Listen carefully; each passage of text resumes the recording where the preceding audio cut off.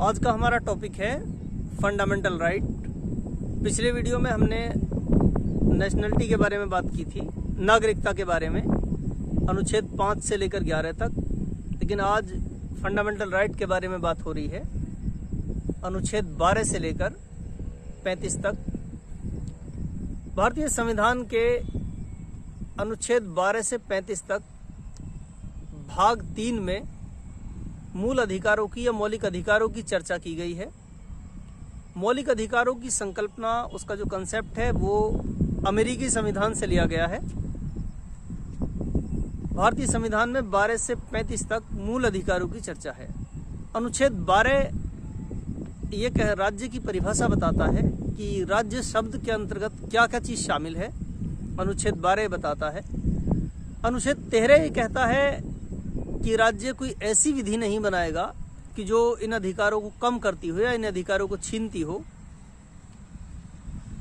उसके बाद अनुच्छेद 13 में जो संविधान लागू होने से पहले की विधियां थी उनको भी निरस्त कर दिया गया है। अनुच्छेद 13 सब क्लोज 3 विधि शब्द की परिभाषा बताता है कि विधि के अंतर्गत क्या क्या चीज शामिल होगी, क्या क्या विधि किसे किसे माना जाएगा। और उसके बाद अनुच्छेद 13 सब क्लोज 4 ये कहता है कि विधि शब्द के अंतर्गत संविधान संशोधन शामिल नहीं है। अनुच्छेद 14 से 18 तक समानता का अधिकार है।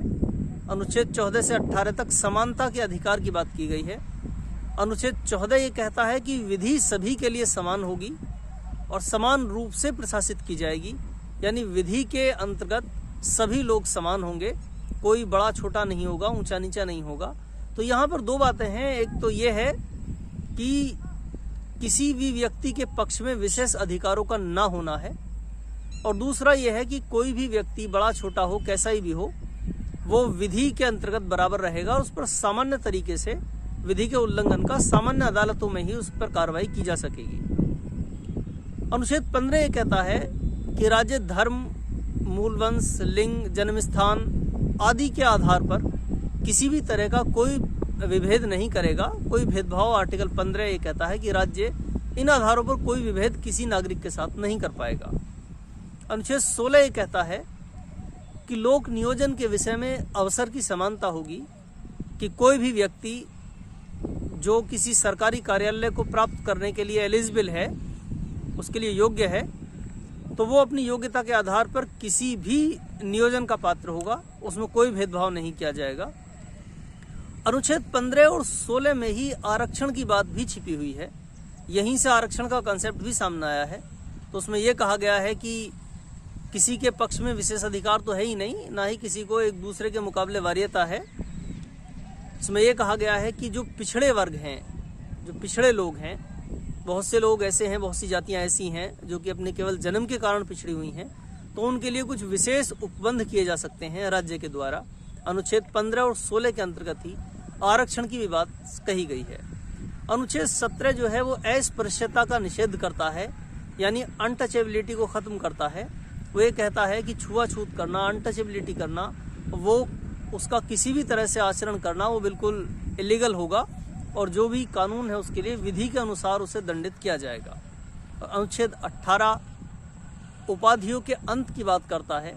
जैसे कि ब्रिटिश शासन के दौरान यहाँ के जो लोग थे, जो ब्रिटिश शासन के समर्थक थे, जमींदार थे, बड़े राजा महाराजा थे, तो उन्हें अलग अलग उपाधियाँ ब्रिटिश सरकार द्वारा दी जाती थी। जैसे कि सर की उपाधि है, राय बहादुर है, इस तरह की उपाधियाँ हैं। तो ये समाज में असमानताओं की बात करती हैं।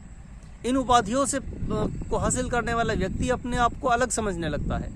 तो यहाँ ये कहा गया है आर्टिकल 18 में कि राज्य सेना और विद्या से अलग किसी भी तरह की उपाधियां नहीं देगा, और ना ही कोई व्यक्ति इस तरह की उपाधियों को जो है ग्रहण कर सकेगा। अब इसी में एक बात सामने आती है, इसमें एक सवाल ये भी आता है कि हर साल 15 अगस्त और 26 जनवरी के मौके पर यह है कि भारत सरकार द्वारा कुछ पुरस्कार दिए जाते हैं, जैसे कि पद्मश्री, पद्म भूषण, भारत रत्न, पद्म विभूषण आदि इस तरह के। तो क्या ये पुरस्कार उपाधियां हैं या नहीं है? क्या इन्हें लगाने वाला व्यक्ति वो उपाधि मानेगा इन्हें या नहीं मानेगा? तो सुप्रीम कोर्ट ने इसमें एक फैसला दिया। इसमें कहा कि ये जो पुरस्कार हैं ये उपाधियां नहीं हैं। किसी व्यक्ति ने अगर समाज के हित में कोई काम किया है, राज्य के हित में कोई काम किया है, कोई अच्छा काम किया है शिक्षा के क्षेत्र में, स्वास्थ्य के क्षेत्र में, तो ऐसा नहीं है कि उसकी प्रतिभा का सम्मान किया जाए। ये उपाधियां नहीं हैं, ये केवल पुरस्कार हैं। लेकिन सुप्रीम कोर्ट ने एक गाइडलाइन और दी है, उसमें ये कहा है कि इस पुरस्कार को प्राप्त करने वाले व्यक्ति को इन्हें अपने नाम के आगे या पीछे नहीं लगाना चाहिए, वरना इन्हें पुरस्कारों को जो है इनसे वापस लिया जा सकता है, इन्हें पुरस्कारों को त्यागना होगा। तो अनुच्छेद 14 से 18 तक समानता की बात करता है। उसके बाद है अनुच्छेद 19 से 22 तक, ये स्वतंत्रता की बात करता है।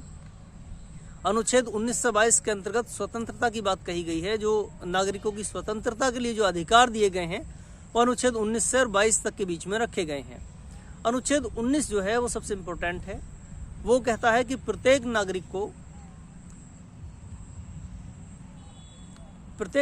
को जो है freedom of speech and expression होगा, यानी वाक अभिव्यक्ति की स्वतंत्रता होगी, अभिव्यक्ति की स्वतंत्रता होगी।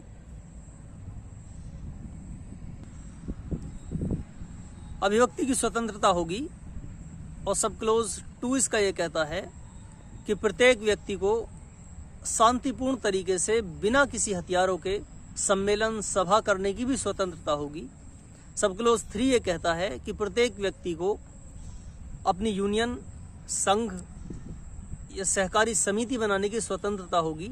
सहकारी समिति बनाने का जो इसमें जोड़ा गया था वो 97वें संविधान संशोधन द्वारा जोड़ा गया है 2011 में। उसके बाद अगला सब क्लोज ये कहता है कि प्रत्येक व्यक्ति को भारत के किसी भी राज्य में जाने बसने का अधिकार होगा, आने जाने का अधिकार होगा। उसके बाद अगला जो है वो ये कहता है कि किसी भी व्यक्ति को कहीं भी रहने का अधिकार होगा भारत के राज्य क्षेत्र के अंतर्गत, कहीं भी वो स्थायी रूप से भी रह सकता है, अस्थायी रूप से भी रह सकता है, उसका अधिकार होगा। और अगला सब क्लोज जो है वो ये कहता है कि किसी भी व्यक्ति को जो है कोई भी आजीविका, कारोबार, व्यवसाय, पेशा करने की स्वतंत्रता होगी। तो ये 6 स्वतंत्रताएं इसमें दी गई हैं, लेकिन इन पर युक्ति युक्त प्रतिबंध लगाया जा सकता है। प्रत्येक स्वतंत्रता पर राज्य की एकता और अखंडता, संप्रभुता, विदेशी राज्यों से संबंध, अदालत की मानहानि, स्वास्थ्य जैसे मामलों के आधार पर प्रतिबंधित किया जा सकता है। तो आज जो हमने बात की है वो समानता का अधिकार और स्वतंत्रता के अधिकार की बात की है। समानता के अधिकार के अंतर्गत अनुच्छेद 14 से 18 तक शामिल है। स्वतंत्रता के अधिकार में अनुच्छेद 19 से 22 तक शामिल है। लेकिन आज इस वीडियो में हमने अनुच्छेद 19 तक को ही कवर किया है। आगे अनुच्छेद जो है वो दूसरी वीडियो में बताए जाएंगे। Thank you for watching.